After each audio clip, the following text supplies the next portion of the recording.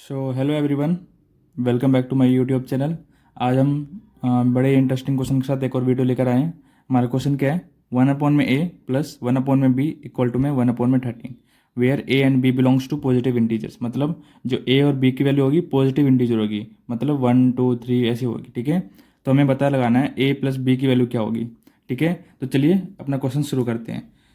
इनका आपको पहले एलसीएम लेना है। एलसीएम लेना नहीं आता आपको, तो इनके प्रोडक्ट से आप दोनों तरफ क्या कर दो, मल्टीप्लाई कर दो। तो कर देते हैं मल्टीप्लाई, ए बी को मल्टीप्लाई कर दो दोनों तरफ। 1/a plus 1/b equal to में क्या है, 1/13 है। इधर भी आप ए बी से मल्टीप्लाई कर दो। ओके, अब इसको अंदर ले जाओ मल्टीप्लाई करके।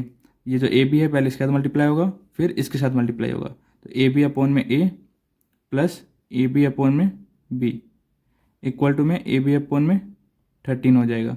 ओके, ए से ए कैंसिल, बी से बी कैंसिल।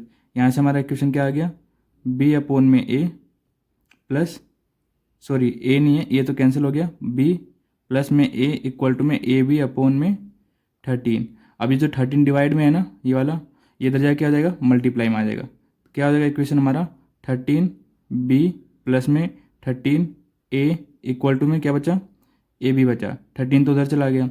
अब मैं 13 बी और 13 ए को राइट हैंड साइड ले जाऊंगा। देखो, तो A B minus 13 A plus का था, माइनस का हो जाएगा। यहाँ से स्टार्ट कर रहा हूँ। ठीक है, 13 बी उधर चला जाएगा तो क्या हो जाएगा, माइनस का 13 बी हो जाएगा। ऐसे ही 13 ए भी माइनस का हो जाएगा, इक्वल टू में क्या बचेगा, 0 बचेगा। ओके, अब देखो इसमें क्या करना है, इसको एज इट इज लिख दो सभी को, 13 ए। अब इसमें हम क्या करेंगे, प्लस 169 करेंगे और माइनस 169 करेंगे। ये कर सकते हैं ना, क्योंकि ये कैंसिल होके सिमिलर इक्वेशन बन जाएगा ऊपर जैसा।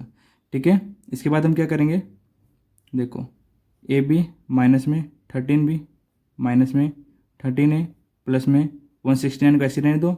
जो माइनस 169 है उसको 9 है उसको राइट हैंड साइड ले जाओ, 169 प्लस का हो जाएगा। ठीक है, अब देखो आगे क्या करना है। इसमें से कॉमन क्या आ रहा है, शुरू के दो इक्वेशन में से, दो टर्म में से बी कॉमन आ रहा है, तो बी कॉमन ले लो। तो यहाँ पे क्या बचेगा, ए बचेगा बस, और यहाँ पे 13 बचेगा बस। ओके, ऐसे ही इन दोनों में क्या कॉमन आ रहा है, पहले मैं माइनस कॉमन ले रहा हूँ, तो ये प्लस का हो जाएगा और प्लस का ए बचेगा। इधर मैं 13 कॉमन ले रहा हूँ। ठीक है ना, यहाँ ए बचेगा और मैंने माइनस कॉमन लिया तो प्लस में से माइनस कॉमन हो, तो यहाँ क्या बचेगा, माइनस बचेगा। 169 में से मैंने 13 कॉमन लिया तो कितना बचेगा, 13 बचेगा। ओके, इक्वल टू में कितना बचा, 169। अब देखो एक टर्म ये हो गया और एक टर्म ये हो गया, दोनों में क्या कॉमन है, ए माइनस में 13 कॉमन है, तो दोनों में से मैंने ए माइनस 13 कॉमन ले लिया। इसमें क्या बचेगा, बी बचेगा, माइनस का माइनस, इसमें क्या ए माइनस 13 कॉमन आ गया, यहाँ पे भी 13 बचा। ठीक है, इक्वल टू में 169। अब इसका हम क्या करेंगे, प्राइम फैक्टराइजेशन करेंगे। 169 का प्राइम फैक्टराइजेशन क्या क्या होता है, 1 मल्टीप्लाई में 169, दूसरा 169 मल्टीप्लाई में 1, और तीसरा 13 मल्टीप्लाई में 13। ये तीन केस है हमारे, पहला केस, दूसरा केस और तीसरा केस। ठीक है, हम तीनों केस के ए और बी की वैल्यू फाइंड आउट करते हैं। देखो फर्स्ट केस की बारी, जब हमारा ए माइनस में 13 और बी माइनस में 13 किसके इक्वल हो, 1 मल्टीप्लाई 169 के, 1 मल्टीप्लाई में 169 के। अब इनको कंपेयर करो तो ए माइनस 13 की वैल्यू कितनी आ जाएगी, 1 आ जाएगी। ऐसे जो बी माइनस 13 है उसकी वैल्यू कितनी आ जाएगी, 169 आ जाएगी। इधर से जो माइनस हमारा माइनस 13 है उसको राइट हैंड साइड ले जाएंगे तो क्या हो जाएगा, 1 प्लस में 13 हो जाएगा। तो इधर से ए की वैल्यू कितनी आ गई, 14 आ गई। ठीक है, फर्स्ट केस से हमारी ए की वैल्यू 14 आ गई। सिमिलरली हम बी की वैल्यू निकाल लेते हैं। जो -13 है राइट हैंड साइड जाके क्या हो जाएगा, प्लस का 13, तो बी की वैल्यू कितनी आ जाएगी, इनको ऐड करने पे 182। ओके, ये हमारी बी की वैल्यू आ गई। सिमिलर हम सेकंड केस से निकालेंगे वैल्यू। सेकंड केस क्या है, 169 मल्टीप्लाई 1 वाला, तो हमारा क्या हो जाएगा, ए माइनस में 13 बी माइनस में 13 इक्वल टू में क्या हो जाएगा, 169 मल्टीप्लाई में 1।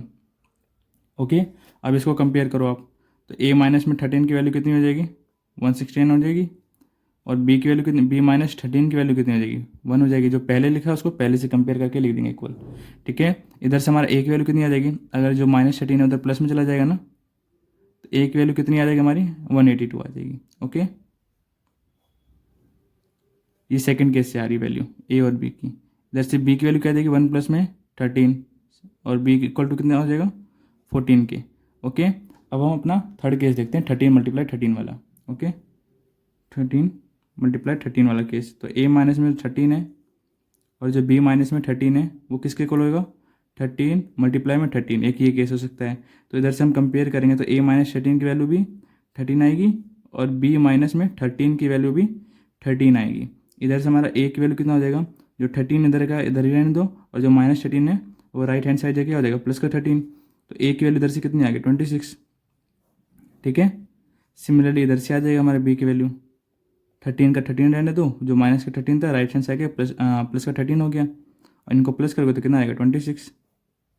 ठीक है, तो हमारे पास 3 केस आए, पहला, दूसरा और तीसरा। उन सब में a प्लस में b की वैल्यू क्या हो सकती है, हमें a प्लस बी निकालना था ना। तो तीनों केस से हमारी a प्लस बी की वैल्यू क्या आएगी हम वो निकाल लेते हैं। पहले केस में a की वैल्यू कितनी है 14, प्लस में दूसरे केस में क्या है b की वैल्यू 182, इनको प्लस कर दो, 4 + 2 6, 8 + 1 9, 1 का 1। ठीक है, अगले केस में क्या हमारी, हम a की वैल्यू 182 प्लस b की वैल्यू क्या है 14, इनको भी जोड़ेंगे तो सेम नंबर आ जाएगा 196।